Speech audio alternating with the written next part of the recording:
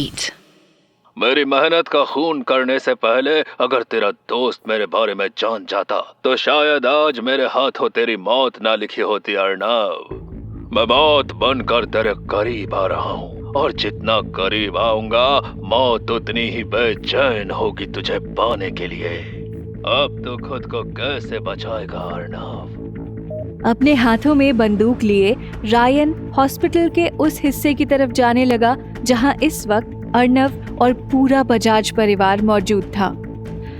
आने वाले खतरे से अनजान अर्नव बेचैनी से इधर उधर टहल रहा था। क्या हुआ अर्नव? जब से तुम वापस आए हो काफी परेशान लग रहे हो। सब ठीक है ना? हाँ नियति, सब कुछ ठीक है। पर तुम्हारी आंखें तो मुझे कुछ और ही कहानी बता रही हैं। तुम्हें अपनी प्रॉब्लम शेयर करने की आदत नहीं है तो ठीक है, आई अंडरस्टैंड। पर सच कहूँ तो अभी तुम काफी बेचैन नजर आ रहे हो मुझे। ये सुनकर अर्नव चुप रहा, जैसे उसकी बेचैनी ने सिर्फ उसकी जबान ही नहीं उसकी सारी हिम्मत भी छीन ली हो। अर्नव, हर सच्चाई जो पी ली जाती है वो रगों में जहर बनकर दौड़ने लगती है। मुझे नहीं मालूम कि तुम्हारे दिल और दिमाग में क्या तूफान चल रहा है, लेकिन एक बात जरूर मालूम है कि जितनी देर तक तुम उसे अंदर दबाओगे उतना ही ये तुम्हें अंदर से तोड़ता रहेगा। So please Arnav, free yourself. इतने में वहाँ पर डॉक्टर आ गए। Doctor, how is my husband now? When can I see him? Mrs Bajaj, आपके हस्बैंड की कंडीशन अब स्टेबल है। हमें उनकी हेल्थ में इम्प्रूवमेंट दिख रही है और गोली निकलने के बाद उनकी हालत थोड़ी बेटर हुई है। हम अभी भी उन्हें क्लोजली मॉनिटर कर रहे हैं ताकि कोई और कॉम्प्लिकेशन ना हो। और हाँ, आप सभी लोग उनसे मिल सकते हैं, लेकिन मैं सजेस्ट करूंगा कि आप थोड़ी देर बाद आकर उनसे मिलें ताकि उनका रिकवरी प्रोसेस स्मूथली कंटिन्यू हो सके। ठीक है डॉक्टर, आप जो भी कह रहे हैं हम वही करेंगे। यहाँ की लाइट्स को क्या हुआ? ऐसे जल बुझ क्यों रही हैं? इस हॉस्पिटल में तो ऐसा पहली बार देख रहा हूं मैं। ओह नो, ये कैसे हो सकता है? यहाँ की लाइट को क्या हुआ? मुझे कुछ भी नहीं दिखाई दे रहा। नियति! हाँ अर्नव? हॉस्पिटल के अंदर गोली की आवाज गूंजते ही अफरा तफरी मच गई। हर तरफ चीखें, दौड़ते कदम और डरे हुए सभी लोग। कोई किसी को ध्यान से देख तक नहीं रहा था, सुनना तो दूर की बात है। मुझ पर किसी ने गोली चलाई। Doctor, doctor!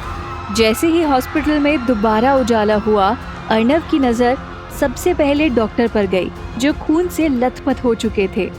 उनके पेट में 3 गोलियां लगी थी और उनकी हालत देखकर साफ मालूम होता था कि उनका बचना बिल्कुल नामुमकिन है। वो सामने देखो। अर्नव ने जैसे ही सामने देखा, उसके होश उड़ गए। रायन, तुम? ओह फक, ये तो रायन है। ये वापस कैसे आया? तभी रायन ने मुस्कुराते हुए अपनी गोली का निशाना नियति को बनाया और जैसे ही अपने ट्रिगर को पुल किया, खुद को बचाओ नियति! फक! रायन की बंदूक में गोलियां खत्म हो चुकी थी। नियति रन! अचानक सबको चौंकाते हुए अर्नव एक जबरदस्त मून सॉल्ट मारकर जमीन से सीधा अपने पैरों पर खड़ा हो गया। अर्नव को ये करता देखकर रायन ने भी अपनी बंदूक जमीन पर फेंक दी। अब होगी ना असली टक्कर। 2 ताकतवर लड़ेंगे, लेकिन बचेगा एक। कौन बचेगा और कौन नहीं, ये हमारी ताकत तय करेगी। और ताकत सिर्फ उसके पास होती है जो हार मानने के लिए पैदा ही नहीं होता।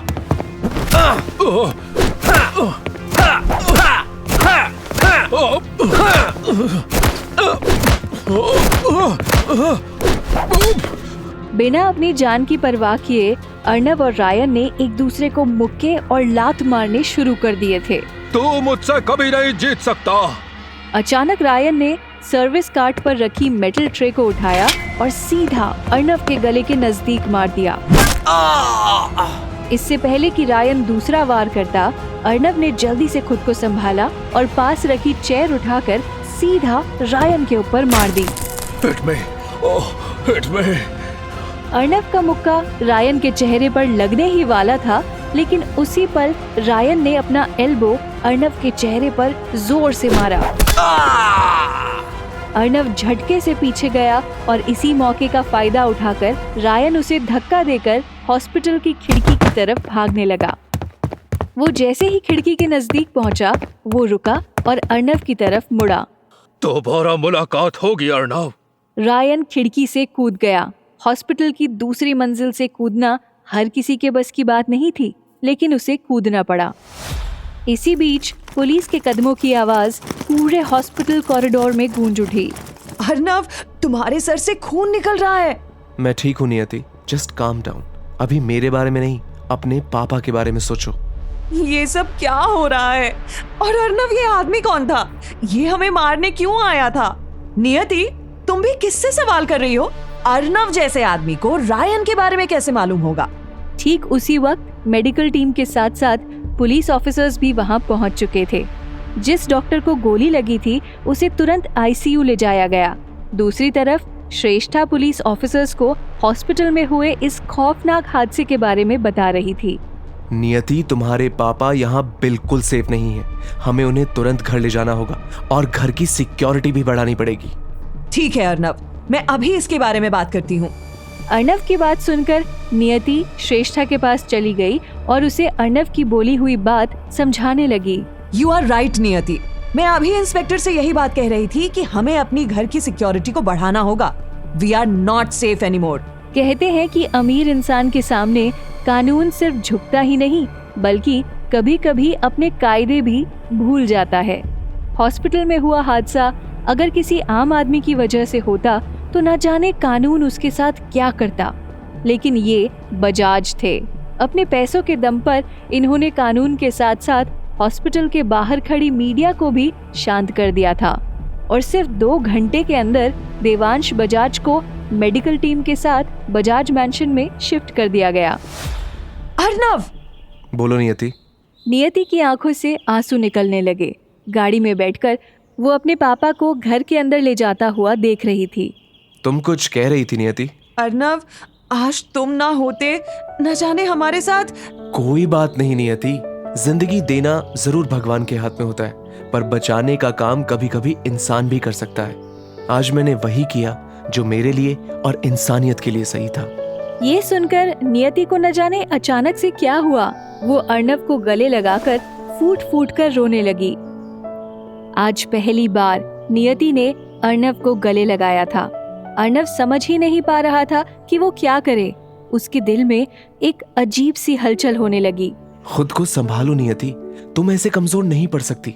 You have to be strong. ये नहीं हो सकता। ये बंद पड़े घर के बाहर पहुंच चुका था। तुम यहाँ क्या कर रहे हो?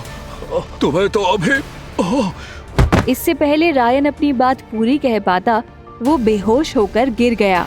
रायन से मिलने के लिए कौन आया है? श्रेष्ठा, नियति और अर्णव के साथ आगे क्या करेगी? क्या है रायन की कहानी? अर्णव और नियति की कहानी में आगे क्या होगा? जानने के लिए सुनते रहिए जोरू का गुलाम।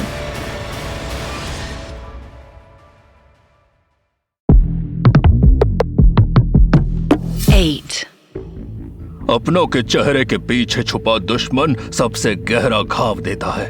आज तुम्हें सबके बीच में होना चाहिए था, लेकिन तुम यहाँ मेरे पास हो। क्यों? मुझे कहाँ होना चाहिए और कहाँ नहीं, ये मैं बहुत अच्छे से जानती हूँ रायन। बस मुझे ये नहीं मालूम था कि अर्णव तुम्हारा काफी अच्छे से सामना कर सकता है। रायन अपने बेड पर लेटा हुआ था और उसके सामने उसकी गर्लफ्रेंड खड़ी थी। नहीं, मेरा सामना कोई भी नहीं कर सकता। मेरा हॉस्पिटल से भागने का ये मतलब नहीं कि मैं अर्णव के सामने कमजोर पड़ गया। नहीं, बिल्कुल नहीं। जिसने भी मुझसे मुकाबला किया उसको मैंने मार दिया है। तो ये अर्णव क्या चीज है? आज मेरे और उसके बीच में पुलिस आ गई थी।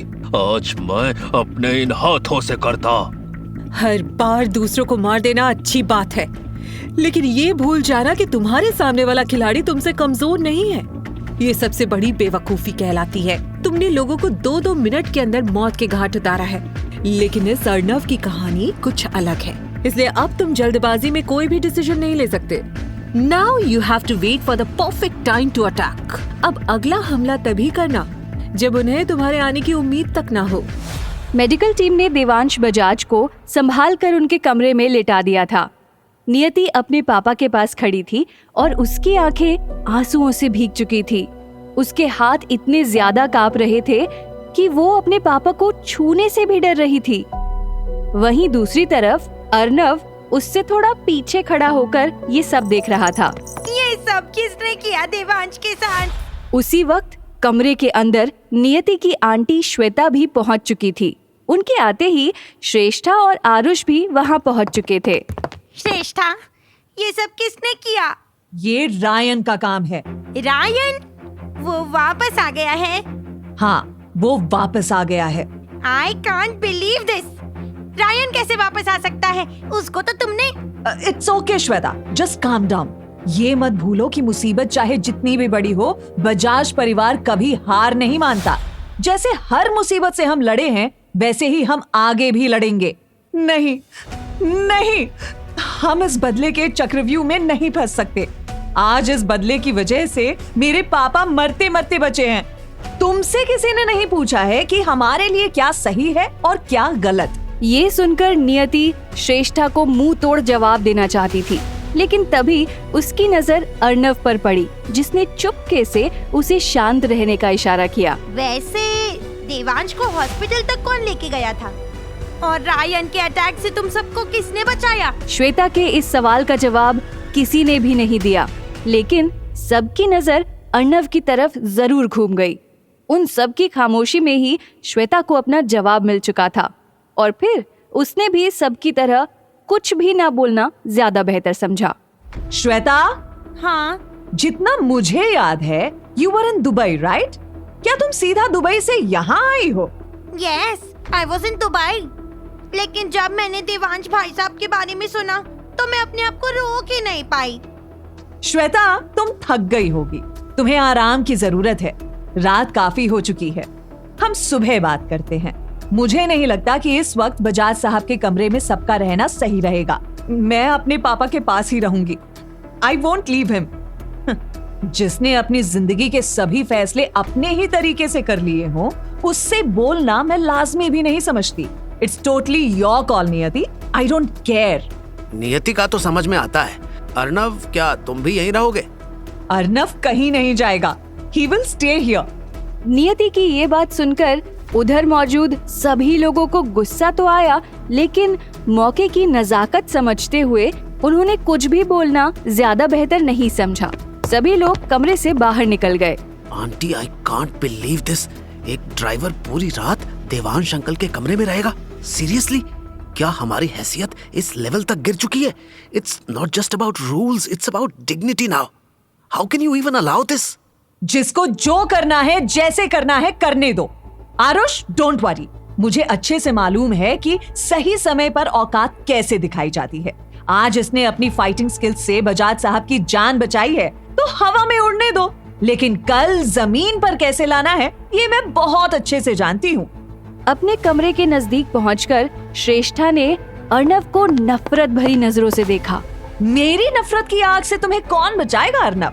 जो भी मेरे खिलाफ खड़े थे, उनकी लाशों पर खामोशी का साया है, और जो मुझे रोकने चले थे, उनकी दर्द भरी चीखें आज भी हवा में गूंज रही हैं। मैंने तुम्हें हल्के में लेकर काफी बड़ी गलती कर दी थी, लेकिन अब नहीं। अब मैं तुम्हारा वजूद मिटा कर ही दम लूंगी अर्नव। श्रेष्ठा अपने कमरे के अंदर चली गई। वहीं दूसरी तरफ अर्नव और नियति देवांश के कमरे में बैठे हुए थे। नियति के बहते आंसू रुक चुके थे और दर्द भरी आवाज अब सिर्फ हल्की सिसकियों में बदल गई थी। थकान धीरे धीरे उसके बदन को अपनी गिरफ्त में ले रही थी और उसकी पलकों पर नींद का बोझ बढ़ने लगा था। अचानक नियति का सर हल्का सा झुक गया और अर्नव के कंधे पर आकर टिक गया। कब नियति अर्नव के कंधे पर अपना सर रखकर सो गई, उसे खुद मालूम नहीं पड़ा। सुबह जब नियति की आंखें खुली तो उसने खुद को अपने कमरे के अंदर पाया। मैं यहाँ कब आई? पापा, वो कैसे होंगे? उनकी हालत अभी... जब नियति अपने पापा के कमरे में गई तो उसने देखा कि आज उनकी हालत पहले से काफी बेहतर थी। वो अपने बेड पर बैठे थे और आज उनके चेहरे पर एक हल्का सा सुकून था। उनके आसपास श्रेष्ठा, आरुष, श्वेता के साथ साथ उनके बिजनेस कॉलीग्स भी मौजूद थे। पापा, पापा। हाँ नियति बेटा। नियति अपने पापा के करीब आकर बैठ गई। पापा कैसे हो आप? आप ऐसे बैठे क्यों हो? आप लेट जाइए। आप नियति बेटा, काम योरसेल्फ। मैं बिल्कुल ठीक हूँ, डोंट वरी। नियति और देवांश को एक दूसरे से इस तरह बात करते देखकर श्रेष्ठा, आरुष और श्वेता को काफी बुरा लग रहा था। बजाज साहब बिल्कुल सही कह रहे हैं। नियति बेटा, काम योरसेल्फ। अब बजाज साहब बिल्कुल ठीक हैं। अर्नव, तुम्हारा ही इंतजार था मुझे। कमरे के अंदर अर्नव भी पहुंच चुका था। अरे खड़े क्यों हो गए तुम? आओ मेरे पास बैठो। आप कैसे हो अभी? मैं अब ठीक हूँ। मुझे श्रेष्ठा ने बताया तुम्हारे बारे में कि कैसे तुम मुझे हॉस्पिटल लेकर गए और कैसे तुमने रायन के हमले से हम सबको बचाया। मैं तुम्हारा शुक्रगुजार हूँ। Thank you so much for saving our lives. कोई बात नहीं, आपको थैंक यू बोलने की बिल्कुल भी जरूरत नहीं है। मेरी जगह कोई और होता शायद वो भी यही करता। हेलो, कैसे हो अर्नव? और देवांश बजाज कैसा है? कौन बोल रहा है? तुम्हारी याददाश्त इतनी कमजोर है कि दुश्मन तक को भूल जाते हो। हाँ, मुझे लगा था कि हम जो काम करते हैं उसमें दुश्मन कभी नहीं भूलते, चाहे दोस्त याद रहे या ना रहे। अर्नव समझ गया था कि ये कॉल रायन का है, इसीलिए बिना किसी को बताए वो तुरंत कमरे से बाहर निकल गया। क्या मुश्किल में पड़ गए अर्नव? अच्छी खासी जिंदगी छोड़कर कहाँ नियति के परिवार के पीछे अपनी दुम हिला रहे हो? मुश्किल में मैं नहीं, तुम पड़ने वाले हो रायन। हॉस्पिटल में हमला करके तुमने अपनी मौत के कॉन्ट्रैक्ट में खुद साइन किया है। बहुत जल्द वक्त आएगा जब तुम्हें अपने कर्मों का हिसाब देना होगा। तुमने जो बीज बोया है उसका फल तुम्हें जरूर मिलेगा। इतनी बड़ी बड़ी बातें मत करो, मुझे डर लग रहा है तुमसे।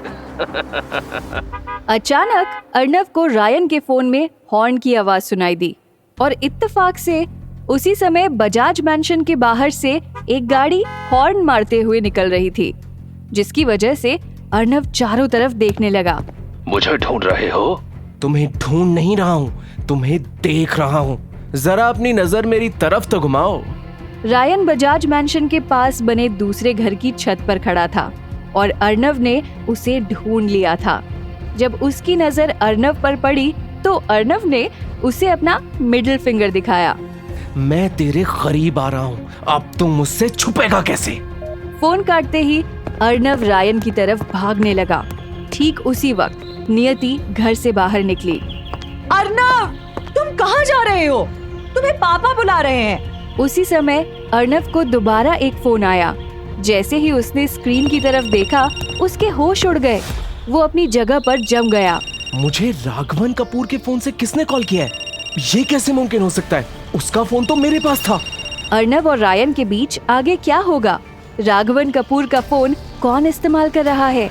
नियति के पापा अर्नव को क्यों बुला रहे हैं? रायन की गर्लफ्रेंड कौन है? श्रेष्ठा आगे क्या करेगी? और अर्नव और नियति की कहानी में आगे क्या मोड़ आएगा? जानने के लिए सुनते रहिए जोरू का गुलाम।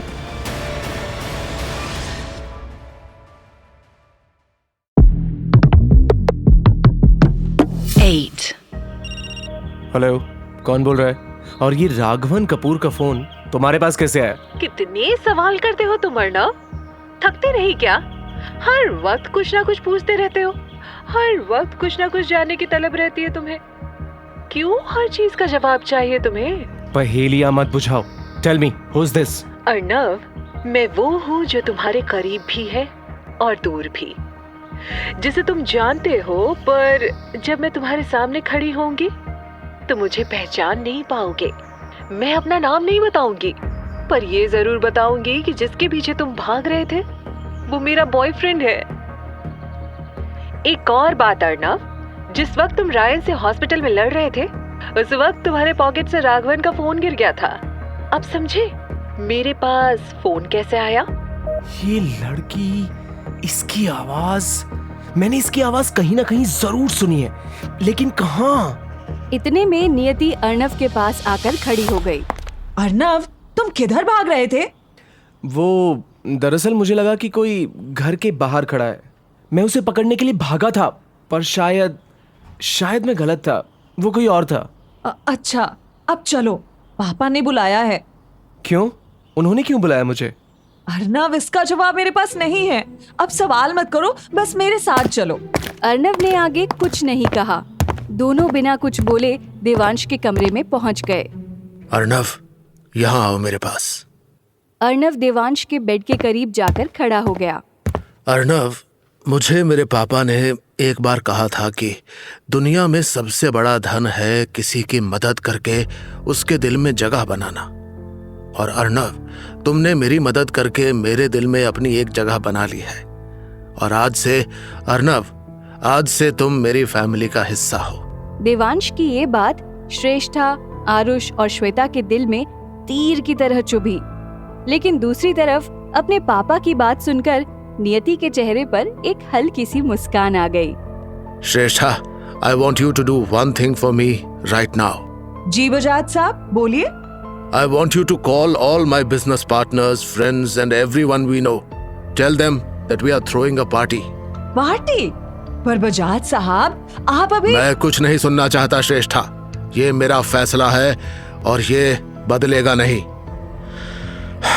हमसे जुड़े सभी लोगों को साफ शब्दों में बता दो कि 2 दिन बाद बजाज एक ग्रैंड पार्टी थ्रो करने वाले हैं। और ये कोई आम सेलिब्रेशन नहीं होगा। ये एक ऐसी रात होगी जो कोई भूल नहीं पाएगा। हर किसी को आना होगा। No excuses, no exceptions. क्योंकि जब हम कुछ करते हैं तो बड़ा करते हैं, और जब हम जश्न मनाते हैं तो दुनिया देखती है। मैं आपकी बात समझती हूँ बजाज साहब, लेकिन आपको भी मेरी बात समझनी होगी। रायन वापस आ गया है। वो फिर से हमला कर सकता है। क्या ऐसे वक्त पर पार्टी देना जरूरी है? मैं यही तो चाहता हूं कि सबको मालूम पड़े कि बड़े से बड़ा वार भी बजाज की नींव को नहीं हिला सकता। हमारे परिवार का रुतबा सिर्फ नाम से नहीं, हमारे काम से भी पहचाना जाता है। हमने हमेशा वही किया है जिसकी उम्मीद कभी किसी ने नहीं की। ये सुनने के बाद किसी ने भी देवांश से कोई सवाल नहीं किया। श्रेष्ठा, मुझे तुमसे अकेले में एक जरूरी बात करनी है। Can you all please excuse अस? उसी समय कमरे में मौजूद सभी लोग वहाँ से जाने लगे। अर्नव, हाँ बोलो नियति। मेरे कई सवालों के जवाब अभी भी देने बाकी हैं तुम्हें। जैसे कि ये रायन कौन है, राघवन कपूर की मौत क्यों हुई, श्रेष्ठा बजाज मुझे क्यों मरवाना चाहती हैं? मैं सब कुछ जानना चाहती हूँ। उन्होंने मेरी शादी में गुंडे क्यों भेजे थे? ये सुनते ही अर्नव ने नियति का हाथ पकड़ा और उसे घर से दूर ले जाने लगा। अर्नव, ये क्या कर रहे हो तुम? मुझे कहाँ लेकर जा रहे हो? भूलना मत नियति, दीवारों के भी कान होते हैं, और जिस जगह तुम अभी खड़ी हो वहाँ तुम्हारे दोस्त कम और दुश्मन ज्यादा हैं। इसीलिए चलो मेरे साथ। गार्डन एरिया में 2 कुर्सियाँ रखी हुई थी। अर्नव और नियति वहाँ जाकर बैठ गए। नियति, तुम्हें अपने पापा के बिजनेस के बारे में कितना पता है? उनकी कंपनी के शेयर्स के बारे में क्या जानती हो? साल भर में उन्होंने पूछा तो उसने काफी चालाकी से ये कह दिया। मैं नहीं चाहती कि दोनों बहनों के बीच कभी भी सिर्फ पैसे को लेकर दूरी और जलन पैदा हो जाए। दोनों मेरी बेटियां हैं और मैं चाहती हूँ कि उनका रिश्ता सिर्फ प्यार और भरोसे पर बना रहे। इसलिए जब तक दोनों की शादी नहीं हो जाती तब तक दोनों को नहीं मालूम पड़ना चाहिए कि कंपनी में उनका कितना हिस्सा है। ये उनके रिश्ते को बेकार के पैसों के चक्कर में बिगाड़ देगा। पर असलियत में श्रेष्ठा कभी चाहती ही नहीं थी कि तुम्हें वो 65% शेयर मिले। उसने तुम्हें हमेशा से अपने रास्ते से हटाने की कोशिश की है। तभी उन्होंने मेरी शादी में पंकज को भेजा ताकि मेरी शादी हो ही ना पाए और मैं इन सब से दूर रहूं। हाँ, लेकिन फिर तुम आ गए और अब उन्हें डर है कि अगर मेरे पापा को तुम पसंद आ गए तो उनके और उनकी बेटी के हाथ में सिर्फ 35% ही रह जाएगा। पर वैसे पापा ने कभी सब कुछ अपने नाम क्यों नहीं किया? क्या वो मुझ पर भरोसा नहीं करते थे या फिर कोई और वजह थी? कैसे करते? उन्हें तो सब कुछ दहेज में तुम्हारी माँ ने ही दिया था। तुम्हारी माँ के मरने से पहले कंपनी के 65% शेयर्स उनके थे और 35% तुम्हारे पापा के। लेकिन जब तुम्हारी माँ की मौत हुई तो उनकी विल के हिसाब से वो 65% तुम्हारे नाम हो गए और बचा हुआ 35% फिर दूसरी शादी के बाद तुम्हारे पापा ने उसे श्रेष्ठा को दे दिया। अर्नव की बोली हर बात नियति के दिमाग में बैठ चुकी थी। वो हैरान थी उसे समझ नहीं आ रहा था कि वो आगे क्या कहे। खुद को संभालो नियति, सच्चाई का सामना करना ही असली ताकत है और आने वाले वक्त में तुम्हें बहुत सी सच्चाइयों का सामना करना पड़ेगा। अगर तुम ऐसे ही हैरान और परेशान रहोगी तो बहुत जल्द टूट जाओगी और एक टूटे हुए इंसान की रोती हुई सिसकियां कोई नहीं सुनता।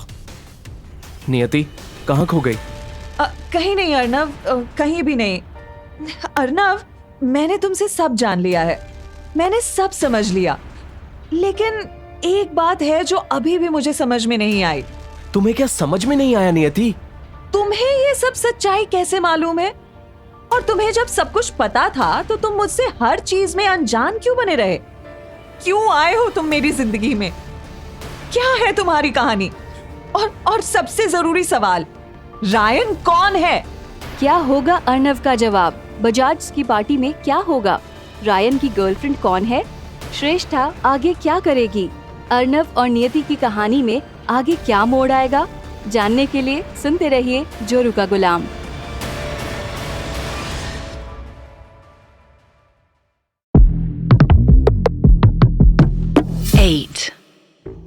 अपने मुकाम तक पहुंचना मुश्किल नहीं होता, उस मुकाम को बनाए रखना या उस पर अपना कब्जा जमाए रखना वही असली जंग होती है। और ये जंग राघवन कपूर के लिए उसी दिन शुरू हो गई थी जिस दिन उसके दुश्मनों ने उसकी कंपनीज के एम्प्लॉयज को मारना शुरू कर दिया था। धीरे धीरे उसकी कंपनी के लोग मारे जा रहे थे और वो सिर्फ बेबस होकर सब देख रहा था। उसने अकेले लड़ने की कोशिश की, लेकिन बढ़ते वक्त के साथ उसकी हिम्मत भी टूटती जा रही थी। और फिर अंत में जब उसके हाथ से सब कुछ फिसलने ही वाला था, तब उसने मुझे कॉल किया। राघवन भाई, कैसे हो आप? इतने वक्त के बाद कॉल किया। सुना है दुबई में कंपनी बना लिया आपने। वाह भाई वाह, इतना सब कर लिया और मुझे बताया तक नहीं। राघवन भाई, आपको मेरी आवाज आ रही है ना?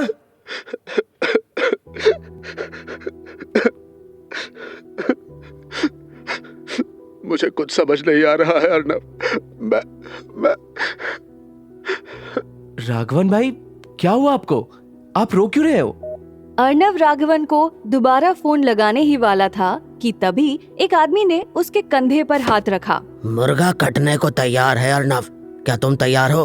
हाँ, मैं तैयार हूँ। मैं 5 मिनट में आता हूँ। इसके बाद अर्नव ने कई बार राघवन को फोन लगाया, लेकिन हर बार सिर्फ घंटी बजती रही। राघवन ने उसका फोन नहीं उठाया। राघवन कभी भी मेरे सामने ऐसे नहीं रोया है। जरूर कोई बड़ी बात है, मुझे उससे मिलना होगा। अपनी बात कहते कहते अर्नव एक बड़े बेसमेंट में घुसता है। अंदर पहले से ही काफी लोगों की भीड़ मौजूद थी।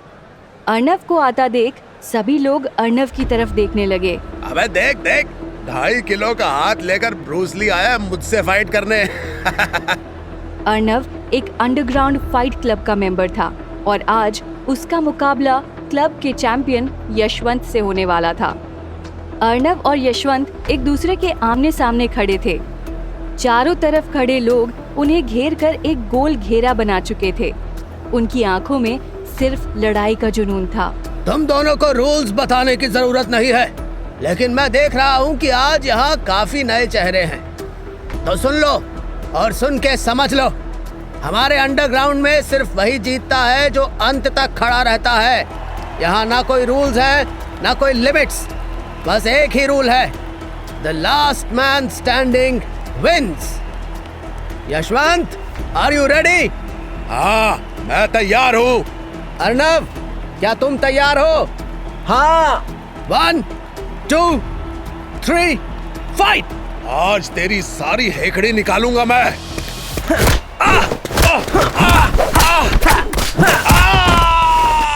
अचानक पूरे बेसमेंट में सन्नाटा छा गया, जैसे वक्त एक पल के लिए रुक सा गया हो। सबकी सांसें अटक गई और उनकी नजरें सिर्फ अर्नव पर जम गई। उसने अपने पैर को तेजी से हवा में घुमाया और एक शक्तिशाली राउंड हाउस किक से यशवंत के सर पर वार किया। झटके से यशवंत दर्द से कराहते हुए जमीन पर धड़ से गिर गया। यशवंत, लड़ने से पहले एक बार सोच लेता किससे लड़ रहा है। उठ मत यशवंत, वरना जिंदगी और भी मुश्किल हो जाएगी। 1, 2, 3। अपनी बात कहते ही अर्नव बेसमेंट से बाहर जाने लगा। उसे मालूम था कि यशवंत अब दोबारा नहीं उठने वाला। अर्नव, कैसे हो बेटा? पापा, मैं आज दुबई के लिए निकल रहा हूँ। व्हाट? पर क्यों? मुझे लगता है कि राघवन कपूर मुसीबत में है। आज उसने मुझे कॉल किया था, लेकिन अपनी बात पूरी कहने से पहले ही रो पड़ा। ठीक है अर्नव, तुम्हें जो सही लगे वही करो, पर अपना ध्यान रखना। और हाँ, एक और बात, ये अंडरग्राउंड फाइट्स करना अब बंद करो। अपने काम पर ध्यान दो, लड़ाइयों पर नहीं। जी पापा। Flight 6A to Dubai is now boarding at Gate 14. Passengers are requested to keep their luggage with them at all times. मुझे नहीं पता राघवन कि तुम किस मुसीबत में फंस गए हो, पर मैं इतना जरूर जानता हूँ कि अब मैं तुम्हें अकेले नहीं छोड़ सकता। मैं आ रहा हूँ तुम्हारे पास। राघवन, मैं अर्नव हूँ, दरवाजा खोलो राघवन। अर्नव के बार बार नॉक करने के बाद भी राघवन ने दरवाजा नहीं खोला। Raghavan, open the fucking door. घर के अंदर बैठे रहने से तुम्हारी मुसीबत खत्म नहीं होगी।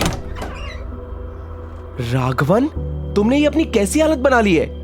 इस वक्त राघवन पूरी तरह से नशे में था। उसके शरीर से शराब की बदबू आ रही थी। अर्नव, तुम क्यों आए हो यहाँ? वहाँ वापस जाओ, यहाँ तुम्हारी जान को खतरा है। वापस चले जाओ। अर्नव तुरंत घर के अंदर घुसता है। वो बहुत खतरनाक लोग हैं, उनसे टकराना हम जैसे लोगों के बस की बात नहीं। कौन है वो लोग?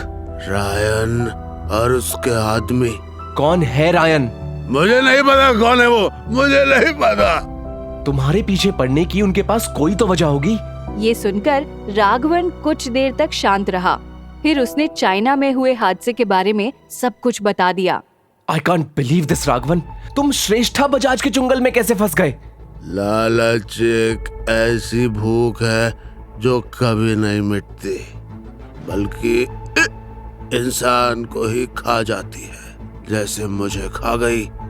राघवन, जो गलती तुमने की है उसकी माफी नहीं मिल सकती, लेकिन जो रायन तुम्हारे साथ कर रहा है वो भी किसी तरह से सही नहीं है। क्या उसका सभी प्रोडक्शन हेड्स के साथ कोई लिंक है? मुझे नहीं पता अर्नव, अगर ऐसा कुछ होता तो मुझे जरूर मालूम पड़ जाता। सभी प्रोडक्शन हेड्स को मारने के बाद मैंने उनका बैकग्राउंड चेक किया था। दूर दूर तक रायन का नाम तक नहीं था उनमें। अर्नव, तुम यहाँ से चले जाओ, वो सब बहुत। नहीं, मैं तुम्हें यूं अकेला नहीं छोड़ सकता। चलो मेरे साथ, इंडिया चलो। नहीं, मैं नहीं जाऊंगा इंडिया। मैंने अपना खून पसीना बहाकर अपनी कंपनी की बुनियाद मजबूत की है। मैं नहीं जाऊंगा इंडिया। राघवन भाई, मेरी बात समझो। मैं तुम्हें यूं अकेला नहीं छोड़ सकता। यहाँ तुम बिल्कुल सेफ नहीं हो। नहीं अर्नव, नहीं, कोई मेरा साथ नहीं निभा सकता। जब मेरी किस्मत ही मेरा साथ नहीं दे सकती तो तुम कैसे निभाओगे? चले जाओ अर्नव, चले जाओ मेरे घर से। मेरी वजह से खुद को जलती आग में मत धकेलो।